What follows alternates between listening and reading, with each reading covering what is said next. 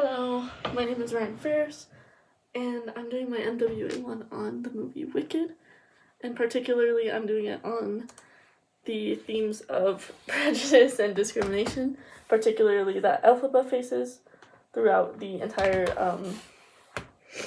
movie, because honestly, like, the main focus and biggest theme of Wicked is racism, and how the skin color of Elphaba, which is green, alters her life and alters who she is and how she's treated, and the injustice that she faces throughout the movie.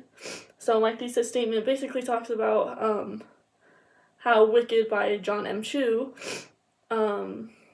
depicts like how Elphaba faces discrimination throughout the movie, and how from even at a young age, like, and throughout her life, she's hated because of her skin color. And yeah. So my research question particularly dives into how does the movie Wicked portray discrimination, particularly with Elphaba, because although there is other discrimination throughout the movie, such as like with the animals, Elphaba is the main protagonist, and how she faces discrimination is the most important, because she's the main character, and we see many times throughout the whole movie that her color of skin really matters, and people deem it as bad and wicked because of her green skin color.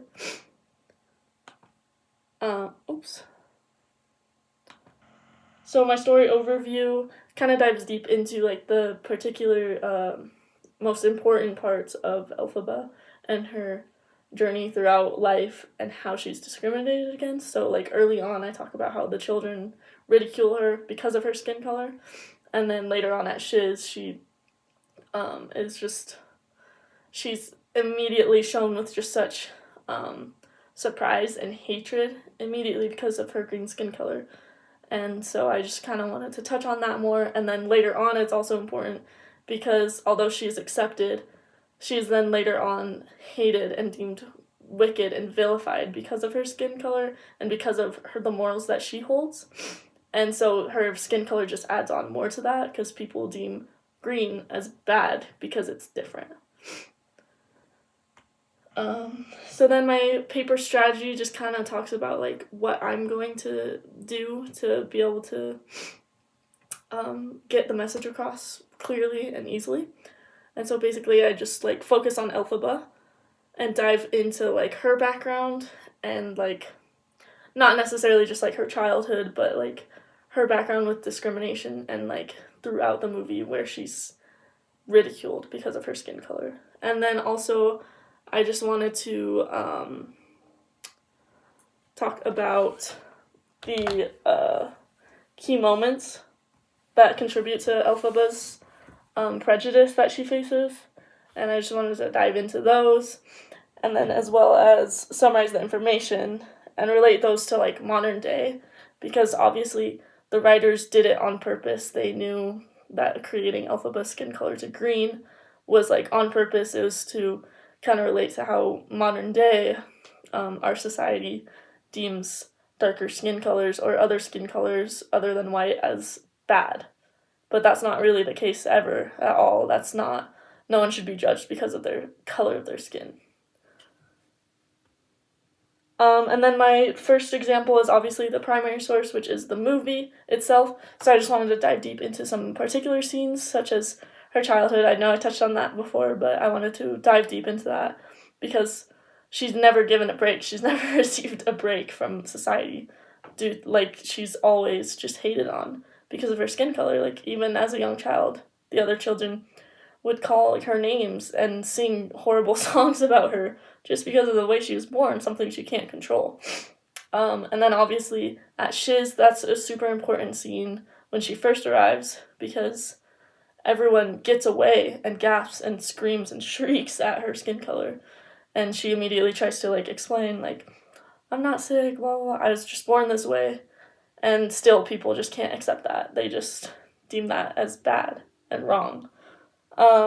And then definitely the scene at the dance, I think, is probably one of the most important parts of the movie, because it's a scene where Elphaba truly like accepts who she is as a person and who her skin color is.